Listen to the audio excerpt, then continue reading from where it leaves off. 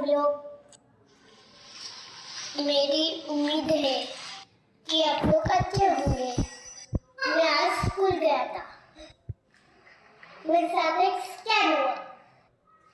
मेरा school bag ही घूम गया। तेरे को घर में ही घुसने नहीं दूंगी। बोला घर में ही घुसने नहीं दूंगी। मैंने एक जुगाड़ लगाया।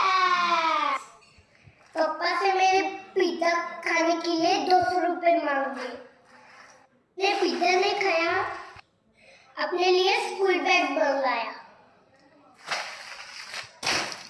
ये देखो, अभी खोलते हैं।